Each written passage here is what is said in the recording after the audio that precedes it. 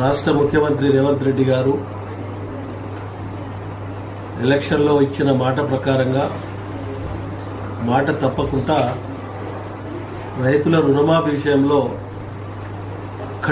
కఠినమైన నిర్ణయం తీసుకొని 2 లక్షల రూపాయల రుణం తీసుకున్న రైతులందరికీ రాష్ట్ర వ్యాప్తంగా ఏకకాలంగా ఒకటేసారి వారికి రుణమాఫీ చేయడము ఇది నాకు తెలిసిన కాడికి భారతదేశంలో ఇది తెలంగాణ రాష్ట్రం తీసుకున్న నిర్ణయం మొదటిదని నేను అనుకుంటా ఉన్నా.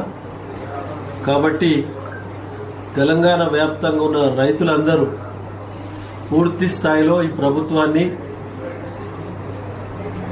వారి కుటుంబ సభ్యులు, రైతులు వారందరూ పూర్తి స్థాయిలో ఈ ప్రభుత్వాన్ని కడుపు నిండా ఆశీర్వదించవలసిందిగా మనవి చేస్తూ, మా పటంచెరు నియోజకవర్గానికి వస్తే మొదటి విడతలో 2843 మంది రైతులు లక్ష లిమిట్గా ఉన్న వారికి రేపు రుణమాఫీ కాబోతా ఉన్నది. వారికి ప్రభుత్వం తరఫున పటంచెరు నియోజకవర్గ శాసనసభ్యునిగా రైతులకు శుభాకాంక్షలు తెలియజేస్తూ రాష్ట్ర ప్రభుత్వానికి, రాష్ట్ర ముఖ్యమంత్రి గారికి నేను ప్రత్యేకంగా నియోజకవర్గ ప్రజల తరఫున, నాయకుల తరఫున నేను ప్రత్యేకంగా ధన్యవాదాలు తెలియజేస్తూ, పూర్తి స్థాయిలో రేపు నియోజకవర్గంలో 7 రైతు వేదికలు ఉన్నాయి, క్లస్టర్స్.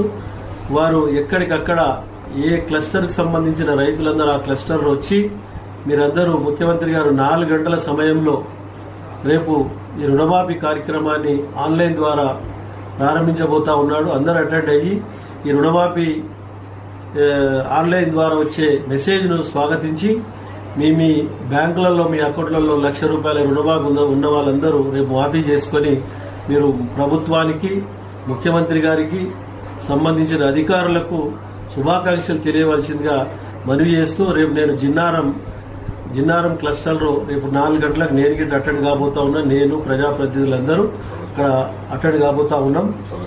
సోలక్పల్లి క్లస్టర్లో అటెండ్ కాబోతా ఉన్నాం 4 గంటలకు.